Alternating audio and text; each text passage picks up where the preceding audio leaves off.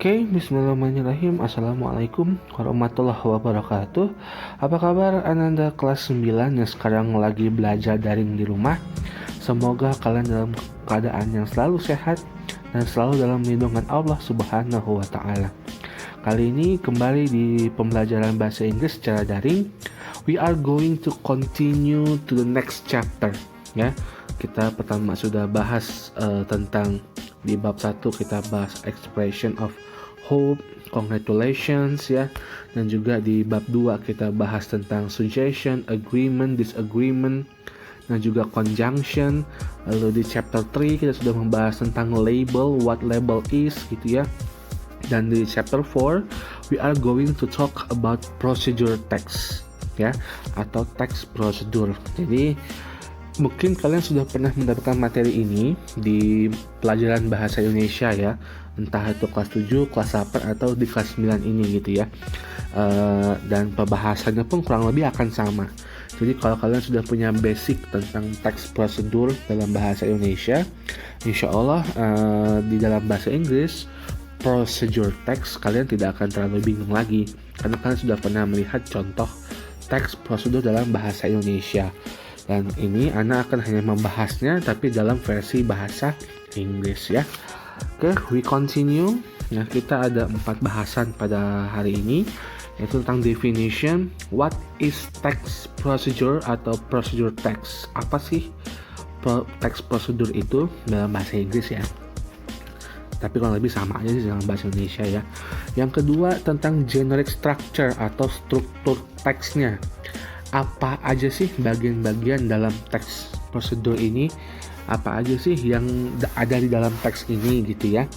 Lalu yang ketiga kita akan membahas tentang language feature, how is the grammar there. Jadi bagaimana sih grammarnya di situ, apakah dia pakai pakai present tense, simple present tense kah, atau simple past tense kah, atau simple future tense ya. Lalu kita akan ke conclusion atau kesimpulan gitu ya. Oke, sebelum kita masuk ke pelajaran, kembali kita akan membahas sedikit tentang petunjuk, satu-satunya petunjuk buat agama Islam atau buat para muslim, yaitu tentang Al-Quran. Dalam surah Al-Baqarah ayat 2, Zalikal kitabul la raiba fihi hudal lil muttaqin. Kitab Al-Quran ini tidak ada keraguan padanya, petunjuk bagi mereka yang bertakwa. Nah, tujuan dari text procedure atau procedure text itu kan sebenarnya memang memberikan petunjuk, memberikan cara, how to gitu ya. Nah, dalam Al-Quran ini juga, ini kan kita kan sebagai petunjuk bagi kita yang bertakwa. So, tetap kalian berusaha atau mencintai Al-Quran dan juga membacanya, sehingga kalian akan mendapat petunjuk bagaimana hidup sebagai seorang muslim ya. Oke, kita masuk ke pembelajaran tentang yang pertama, definition, what is procedure text gitu ya.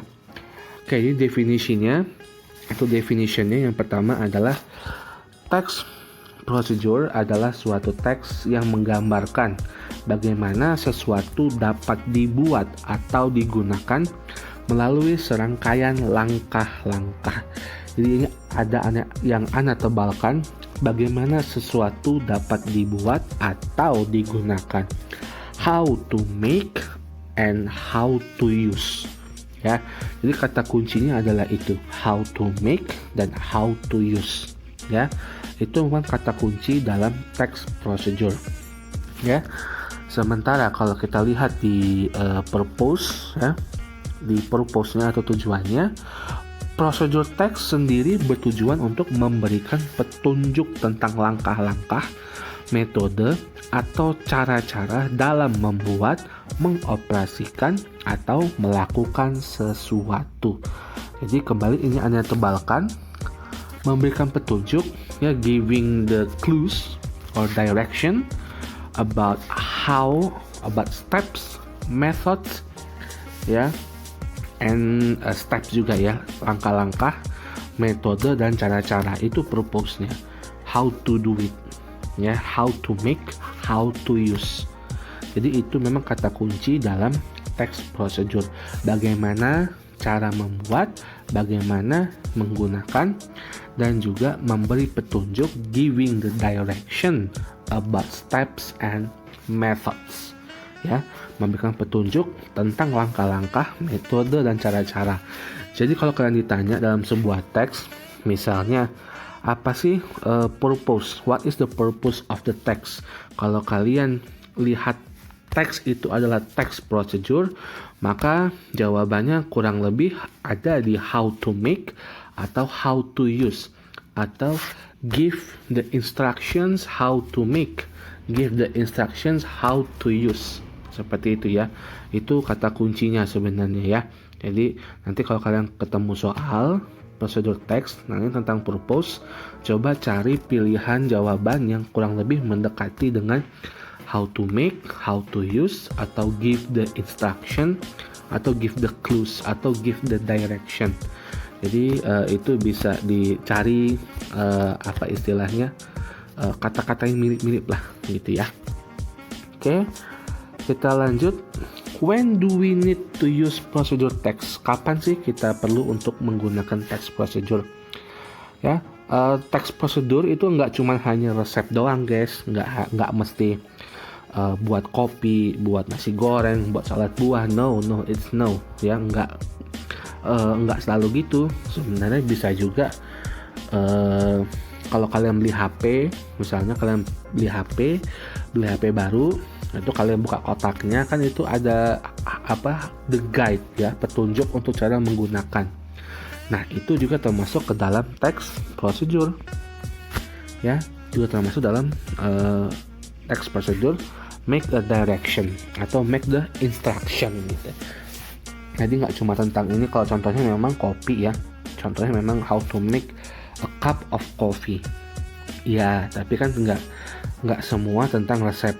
Kembali tentang bagaimana cara menggunakan atau cara mematikan HP, gimana caranya menghidupkan iPhone gimana, atau mematikan HP Android bagaimana, atau misalnya kalian punya komputer gimana cara matiin komputer dengan benar, bagaimana cara menghidupkan komputer yang benar. Itu semua termasuk ke dalam procedure text. Kembali yang pentingnya adalah teks itu menjelaskan how to make atau how to use or give the instruction or give the direction gitu ya. Jadi itu kapan kita perlu menggunakan text procedure, ketika yang pertama membuat resep atau membuat investigasi, buat petunjuk atau arah, dan juga untuk membuat peraturan seperti itu ya. Oke, generic structure. What is inside the text? Apa aja sih yang terdapat dalam text procedure gitu ya? Yang pertama, kita akan membahas tentang goals ya. Jadi dalam text procedure yang pertama itu ada goals atau aim-nya gitu ya. Berisi tujuan kegiatan atau hal yang akan dilakukan atau dibuat nantinya, yang biasanya terdapat di judul ya. Jadi di judul itu biasanya ada goals atau aim-nya, ada tujuannya apa. Kalau kalian lihat judulnya how to make a fruit salad, udah pasti tujuannya memang how to make a fruit salad. Jadi kalian cari judulnya, dan kalau ditanya what is the goals, what is the aim of the text, lihat judulnya how to make bla bla bla atau how to use bla bla bla. Nah itu sudah bisa dipastikan itu adalah goals-nya atau tujuannya. Yang berikutnya tentang materials atau tools ya. Jadi ini maksudnya adalah bahan-bahan dan juga alat. Jadi ada bahan, ada alat yang digunakan. Misalkan kembali kalau kalian mau merakit Tamiya misalnya, atau merakit mobil, atau merakit robot gitu, kalian punya alat dan bahan tersendiri ya. Kalau dalam makanan beda ini ya, alat sama bahan tuh beda. Kalau dalam resep, alat itu berarti alat masaknya, kompor, kuali, spatula, piring, garpu, sendok, sebagainya. Kalau bahan-bahannya berarti ya bahan-bahan yang dipakai, misalkan nasi, tomat, telur, udang, bakso, dan sebagainya gitu ya. Jadi itu bedanya alat dan bahan. Alat itu biasanya bahasa Inggrisnya tools ya. Kalau bahan-bahan itu dinamanya ingredients ya. Jadi kalau dalam resep itu berbeda antara alat dan bahan. Yang berikutnya pasti ada langkah atau step-stepnya. First gini, second begini, third dan seterusnya. Ya, langkah-langkah yang perlu dilakukan untuk istilahnya menyelesaikan atau melakukan sesuai dengan prosedurnya. Lalu yang terakhir ya, yang ada dalam teks itu adalah conclusion atau resultnya, hasil akhirnya. Jadi biasanya setelah selesai langkah itu ada pernyataan di bawahnya, makanan ini siap untuk disajikan, this food is ready to serve. Atau misalkan dalam HP, atau misalnya penggunaan HP gitu ya, HP ini sudah bisa digunakan, seperti itu. Jadi ada resultnya, apa sih hasilnya setelah kita langkah-langkah sudah kita selesaikan, step one by one kita sudah selesaikan, dan hasilnya apa itu ada dalam bagian conclusion atau result. Yang berikutnya kita akan membahas tentang language feature atau bahasa yang digunakan, grammar seperti apa yang dipakai dalam text prosedur ya. Oke, kita next. Agak lama. Oke ya, ada 5 yang digunakan dalam text prosedur. Yang pertama adalah imperatif atau kalimat perintah. Kalau kalimat perintah itu dia tidak perlu pakai subjek, dia langsung biasanya verb dan juga objeknya. Contohnya, cut the vegetables, slice the onion, chop the carrot misalnya, atau slice the meat, slice the bread, atau stir the onions, mix the vegetables gitu. Jadi dia merupakan kalimat perintah, jadi nggak perlu subjek, langsung verb dan objeknya. Lalu yang kedua tentang simple present tense, dia pakai present tense, tidak past tense, tidak future ya. Jadi menggunakan bentuk pertama, kata kerja bentuk pertama atau present. Yang ketiga dia action verbs, kata kerja yang menunjukkan kegiatan fisik ya, maksudnya ada aksinya, kata kerja yang ada aksinya. Misalkan mix, berarti kita mencampurkan, tangan kita bergerak. Stir, mengaduk, berarti tangan kita bergerak untuk mengaduk, seperti itu. Itu yang dimasukkan adalah kata kerja yang menunjukkan kegiatan fisik gitu ya. Lalu berikutnya connective of sequence ya, kata penghubung dalam urutan langkah-langkah. Jadi menggunakan kata first, second, third, next, then, after then, dan finally. Itu biasa dipakai. Yang biasa dipakai dalam langkah-langkah. Jadi kata-kata first, then, second, third, finally itu semuanya namanya adalah connective of sequence atau kata penghubung dalam urutan setiap langkahnya. Lalu berikutnya, baterai habis. Lalu berikutnya ada numbering atau angka-angka. Nah ini tadi ya, dia kalau pakai angka seperti first, second, third, fourth dan seterusnya, ada angka-angkanya. Yang pertama, yang kedua, yang ketiga, first, second, third, seperti itu. Jadi dalam teks prosedur itu pasti ada first-nya, ada second-nya, ada third-nya dan sebagainya ya. Jadi kalau kalian melihat sebuah teks dan menggunakan kelima fitur ini, maka sudah bisa dipastikan teks ini adalah teks prosedur.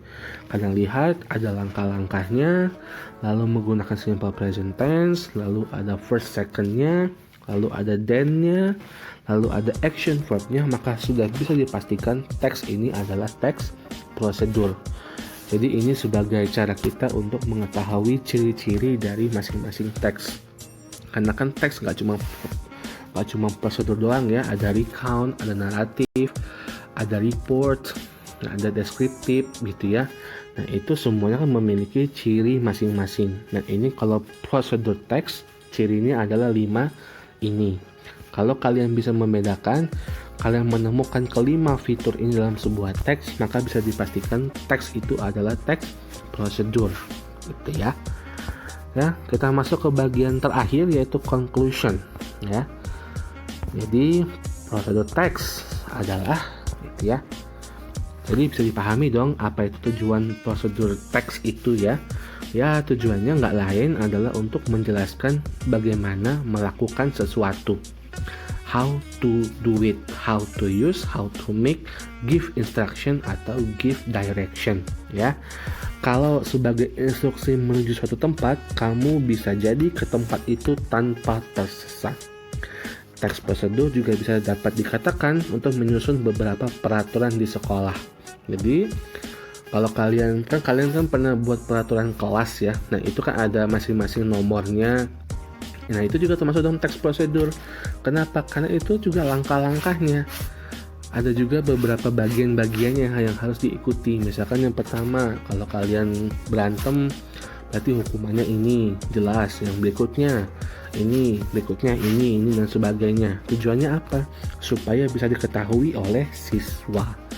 Jadi kembali, teks prosedur bukan cuma soal makanan, tapi juga bisa digunakan untuk memberikan instruksi, memberikan semacam petunjuk bagaimana cara melakukannya, dan juga bisa sebagai instruksi untuk menuju ke suatu tempat. Misalkan kalian ke sini harus belok ke sana, ke sini, ke sana, ke sini, lurus, ada seberang, masuk. Seperti itu kan instruksi. Dan itu semua masuk ke dalam teks prosedur. Gitu, langkah-langkah yang harus kamu lakukan seperti itu ya. Kalau bisa kita mundur lagi terakhir ya, kita mundur ke contoh. Nah, seperti contoh ini ya. Nah, kita fokus ke sini. Kan ini sudah bisa kita lihat goals-nya atau aim-nya. Yang pertama adalah how to make a coffee, ya kan? Lalu ada ingredients-nya, ada bahan-bahannya. Ini kebetulan terpisah nih antara alat dan bahan. Kebetulan ya, dia digabung antara alat dan bahan. Jadi bisa digabung, bisa dipisah sih sebenarnya. Nah, kalau dipisah malah lebih bagus sebenarnya antara alat dan bahan. Lalu ini adalah prosedurnya atau step-stepnya. Ada nomor 1, 2, 3, 4, 5 menggunakan action verb dan juga pakai kalimat perintah dan juga pakai kalimat simple present tense. Gitu ya. Tujuannya ini, alat dan bahannya ini, step-stepsnya ini. Ya. Dan yang ini bisa dibilang juga sebagai conclusionnya atau kesimpulannya. Stir it well and the hot coffee is ready to drink, gitu ya. Silakan diaduk dengan baik dan kopi panas siap untuk diminum. Itu juga bisa termasuk ke dalam conclusionnya atau kesimpulannya ya. Oke, itu saja yang bisa Anda sampaikan terkait dengan materi prosedur teks ya. Kalau ada pertanyaan bisa japri Ana dan insya Allah akan Anda jawab dengan fast respon ya. Atau kalau memang ada sesuatu hal yang perlu didiskusikan lebih lanjut juga boleh ketemu Ana langsung atau bisa lewat japri kembali ya. Okay, that's all for today. Thank you very much for your nice attention and see you in class. And Ana akhiri, assalamualaikum warahmatullahi wabarakatuh.